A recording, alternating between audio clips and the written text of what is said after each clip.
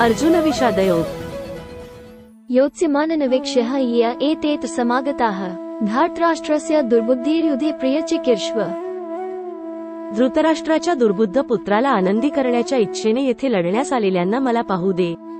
तात्पर्य: दुर्योधन पिता धृतराष्ट्र याच्या सहकार्याने दुष्टबेत आखून पांडवांचे राज्य बळकाविणार होता हे उघड गुपित होते।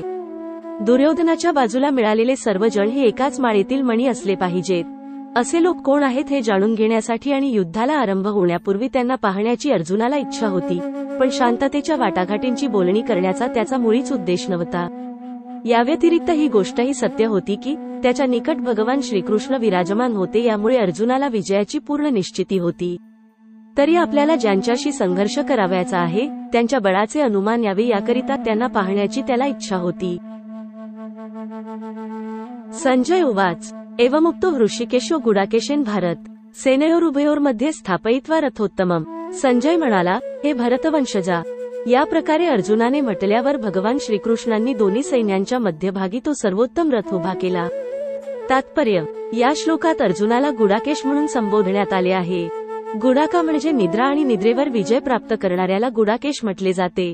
निद्रा याचा अर्थ अज्ञान असाही होतो। अर्जुनाने श्रीकृष्णांशी असलेल्या सख्यत्वामुळे निद्रा आणि अज्ञान अशा दोन्हींवरही विजय प्राप्त केला होता। श्रीकृष्णांचा शुद्ध भक्त असल्यामुळे तो श्रीकृष्णांना क्षणभरही विसरू शकत नव्हता, कारण भक्ताचा हाच खरा स्वभाव असतो। निद्रिस्त अथवा जागृत अवस्थेमध्ये भगवत भक्त हा भगवान श्रीकृष्ण, त्यांचे नाम, रूप, गुण आणि लीला यांचे चिंतन करण्यापासून दूर राहूच शकत नाही। अशा रीतीने भक्त श्रीकृष्णांचे सतत स्मरण करून अज्ञान आणि निद्रा यांवर विजय प्राप्त करू शकतो। यालाच कृष्ण भावना किंवा समाधी असे म्हणतात। ऋषिकेश अर्थात प्रत्येक जीवाचे मन आणि इंद्रिय यांचे मार्गदर्शक या नात्याने भगवंत दोन्ही सैन्यांच्या मधोमध रथ उभा करण्याचा अर्जुनाचा उद्देश जाणू शकले। पुढे ते अर्जुनाला म्हणाले, विश्वद्रोण प्रमुखतः सर्वेशाच महिक्षिताम उवाच पार्थ पश्येतान समवेतान कुरुनिती। विश्व, द्रोण आणि जगातील इतर सर्व राजांच्या उपस्थितीत भगवान म्हणाले, हे पार्थ, येथे एकत्रित झालेल्या सर्व कुरुवंशीयांना आता पहा। तात्पर्य: भगवान श्रीकृष्ण सर्व जीवांचे परमात्मा स्वरूप असल्याने अर्जुनाच्या मनात काय चालले होते ते जाणू शकले।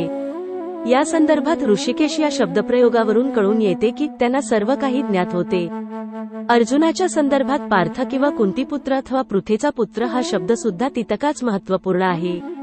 मित्र या नात्याने श्रीकृष्णांना अर्जुनाला सांगावयाचे होते की अर्जुन हा त्यांच्या आत्तेचा म्हणजेच पृथेचा पुत्र असल्यामुळे त्यांनी अर्जुनाचा सारथी होण्याचे मान्य केले होते। अर्जुनाला आता उपस्थित कुरुवंशीयांकडे पहा असे सांगण्यामागे श्रीकृष्णांचा काय उद्देश होता? अर्जुनाला तेथेच थांबून युद्ध करावयाचे नव्हते का? श्रीकृष्णांनी आपली आत्या पृथाहीच्या पुत्रांकडून अशी अपेक्षा कधीच केली नव्हती। मित्रसुलभ विनोद करून अशा प्रकारे श्रीकृष्णांनी अर्जुनाचे मन पूर्वीच ओळखले होते।